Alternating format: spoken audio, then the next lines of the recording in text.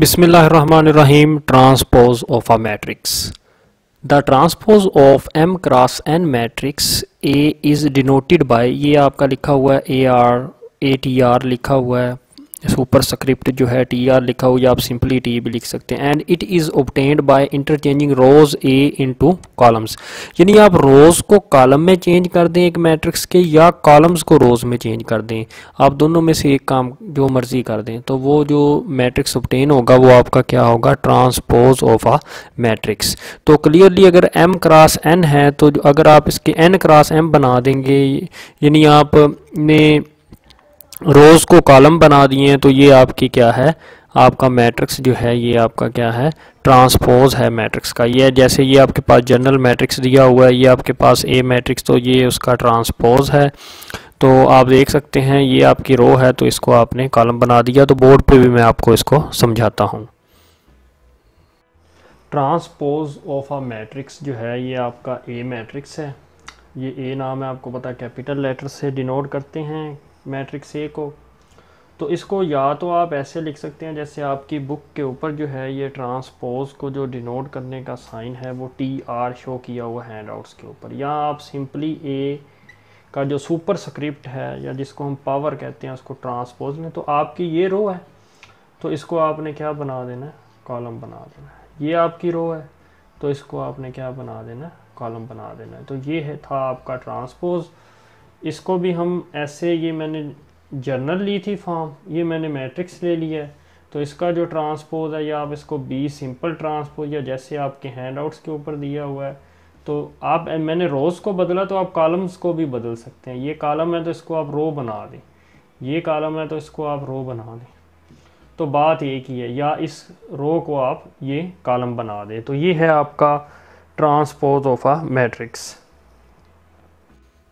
Next आपके पास ये properties of transpose हैं, ये आपके पास प्रॉपर्टीज़ हैं ऑफ ट्रांसपोज, तो इनको हम करते हैं प्रॉपर्टीज़ को। तो ये आपके पास जो प्रॉपर्टीज़ हैं ये आपके पास 1 2 3 4 and 5, the transpose of a matrix is the matrix itself.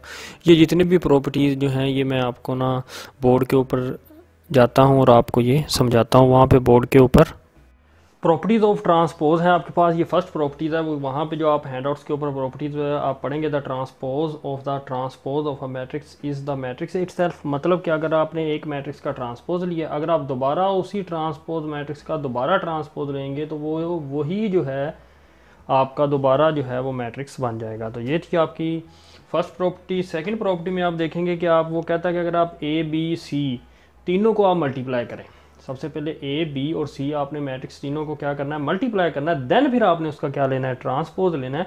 जो जवाब आएगा तो वो बराबर होगा, पहले आप C का ट्रांसपोज लेंगे, फिर B का ट्रांसपोज लेंगे, फिर A का ट्रांसपोज लेंगे, फिर इन तीनों को आपस में आप मल्टीप्लाई करेंगे, तो ये दोनों आपकी लेफ्ट और राइट हैंड साइड आपस में इक्वल होगी।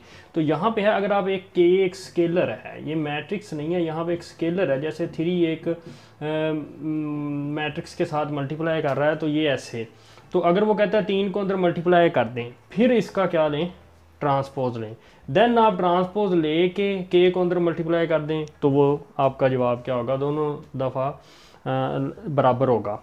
तो जैसे आप मर्जी कर लें। तो आपके पास थर्ड है A जमा B का, A जमा B को जमा करें, A मैट्रिक्स को और B मैट्रिक्स को जमा करें, देन उसका ट्रांसपोज लें, और फिर या आप ले लें A का ट्रांसपोज लेके B का ट्रांसपोज लेके फिर उन दोनों को जमा कर दें, तो आंसर लेफ्ट और राइट हैंड साइड आपकी क्या होगी, बराबर होगी। फोर्थ में है, ये तब बराबर होगी अगर दोनों मल्टीप्लाई कर रहे हैं A B का ट्रांसपोज, देन आपने रिवर्स जाना है, B का ट्रांसपोज एंड A का ट्रांसपोज, यही वही उसको बढ़ाया हुआ है, A B एंड C का तीनों को मल्टीप्लाई करके बिल्कुल सेम ऐसे ही जैसे आपकी एग्जांपल नंबर 2 थी, आप इसको आगे बढ़ा भी सकते हैं A B C D E, तो ये रिवर्स ही करेगा, E का ट्रांसपोज, D का ट्रांसपोज, C का ट्रांसपोज, B का ट्रांसपोज एंड A का ट्रांसपोज।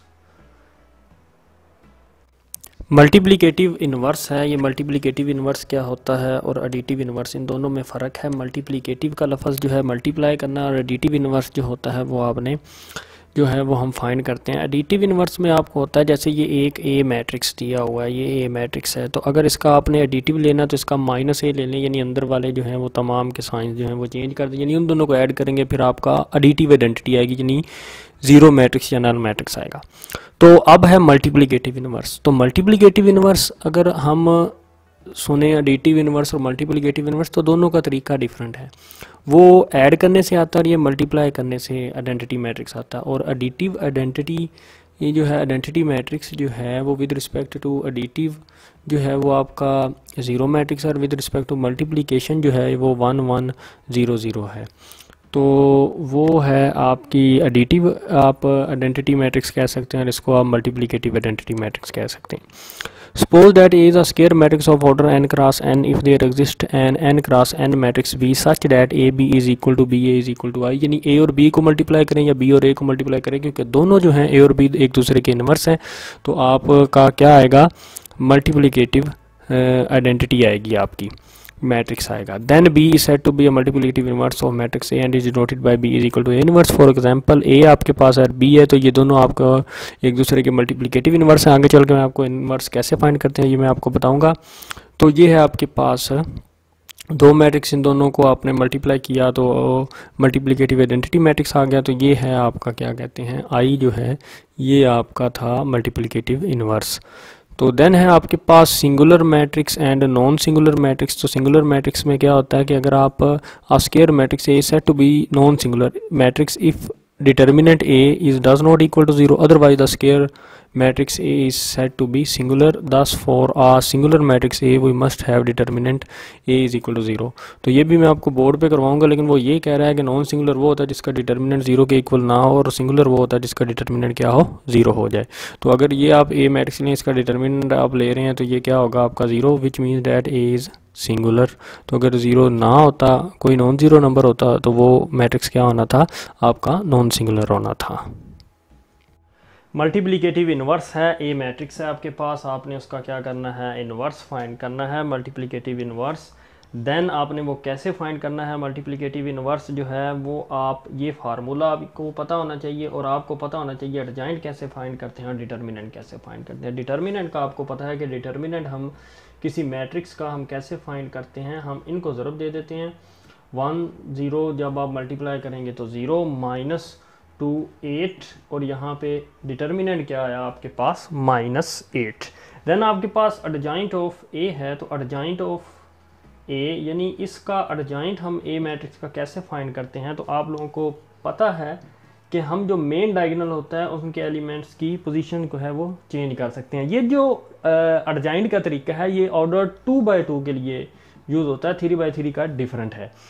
तो अब आपने जिसका ऑर्डर 2x2 है उसका डिजाइन कैसे लिया जाता है, मैंने अभी आपको बताया। जो आपका मेन डायगोनल है 1 और 0, इसकी आपने जगह तब्दील करनी है। जो आपका सेकेंडरी डायगोनल है जिसमें एलिमेंट हैं 4 और 2, तो इनकी आपने अलामतें चेंज करनी है, यानी आपने साइंस चेंज कर देने।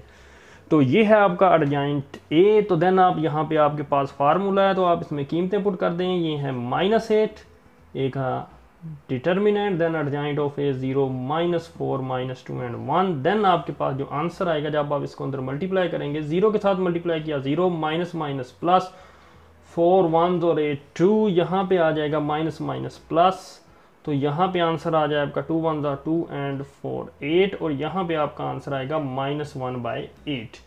तो ये है आपका जो इन्वर्स जो है ये ए का। तो आप इसको क्या कर सकते हैं, इन दोनों को जब आप मल्टीप्लाई करें, चलें अब हम मल्टीप्लाई करते हैं ए और ए के इन्वर्स को। तो आप इनको मल्टीप्लाई करते हैं, ए आपके पास है 1 4 2 0, ए का इन्वर्स है आपके पास 0 1/2 1/4 -1/8। तो आपको पता है इस रो को आपने इस कॉलम के साथ मल्टीप्लाई करना है, 1 0 0 प्लस का साइन 4 को जब आपने मल्टीप्लाई किया 1/4 के साथ, तो आपके पास आंसर आएगा 1। अब इसी रो को आपने नेक्स्ट कॉलम के साथ मल्टीप्लाई करना है, 1 को मल्टीप्लाई करना है आपने 1/2 के साथ, प्लस 4 को मल्टीप्लाई करना है आपने -1/8 के साथ। देन है आपके पास 2 और 0, यहाँ पे आपको 20 लग रहा है, इसको ज़रा ठीक कर दें, 2 और 0। तो 2 इस रो को अब आपने इसी कॉलम में 2 0 0, प्लस 4 को जब आपने 1/4 के साथ मल्टीप्लाई किया 0, 2 को जब आपने 1/2 के साथ मल्टीप्लाई किया तो यहाँ पे 1, और 0 को जब आपने उसके साथ मल्टीप्लाई किया तो 0। अब हम देखते हैं, आप आगे चलते हैं तो क्या आएगा आपका यहाँ पे 1, यहाँ पे क्या आएगा 1/2, एंड यहाँ पे भी आप काटेंगे तो -1/2, और ये आपका कट जाएगा और ये क्या होगा 0। देन आपका यहाँ पे 0 और यहाँ पे 1, तो आप देखेंगे आपका क्या आएगा आइडेंटिटी मैट्रिक्स। तो उम्मीद करता हूँ कि आपको जो है वो, अगर ये बात समझ नहीं आई तो आपको ज़रा कि अगर हम दो मैट्रिक्स जो एक दूसरे के इन्वर्स हैं उनको मल्टीप्लाई करें तो आंसर क्या आता है, आइडेंटिटी मैट्रिक्स। सिंगुलर मैट्रिक्स और नॉन सिंगुलर मैट्रिक्स को पढ़ेंगे। ये आपके पास एक ए मैट्रिक्स है, तो आप इसका जो है डिटर्मिनेंट लेते हैं। ये डिटर्मिनेंट लेना आपको आता है कि आप सबसे पहले इस मेन डायगोनल एलिमेंट्स के जो एलिमेंट्स हैं उसको आप मल्टीप्लाई करते हैं, यानी 1 और 10 को मल्टीप्लाई करना, दरमियान में साइन का निशान लगाना, फिर जो है आपके जो ये जो डायगोनल सेकेंडरी डायगोनल है उसके आप एलिमेंट्स को आप क्या करेंगे, फिर आप मल्टीप्लाई कर देंगे। ये तरीका जो है ये सिर्फ 2/2 के लिए है। 3/3 का मैं आपको डिटर्मिनेंट कैसे फाइंड करते हैं उसका तरीका मैं आपको बाद में बताऊंगा। तो ये है आपके पास 10 को 1 के साथ मल्टीप्लाई किया और 5 को 2 के साथ 10, तो ए का जो डिटर्मिनेंट है वो क्या आ गया 0। अगर तो किसी मैट्रिक्स का डिटर्मिनेंट 0 आ जाए तो वो उस मैट्रिक्स को हम क्या कहते हैं, सिंगुलर मैट्रिक्स कहते हैं। अगर एक मैट्रिक्स है जैसे आपके पास बी है, आप वैसे ही ये ऑर्डर 2/2 का डिटर्मिनेंट कैसे लेते हैं वो आपको मैंने बताया हुआ है कि आप सबसे पहले मेन डायगोनल के एलिमेंट को मल्टीप्लाई करेंगे, देन दरमियान में माइनस का साइन लगा के आप सेकेंडरी डायगोनल के एलिमेंट्स को क्या कर देंगे, मल्टीप्लाई कर देंगे। 7 1s are 7, 7 2s are 6। B का जो डिटर्मिनेंट आ गया वो 1। अगर 0 ना आए तो वो फिर क्या होगा, नॉन सिंगुलर मैट्रिक्स होगा, डिटर्मिनेंट अगर 0 ना हो।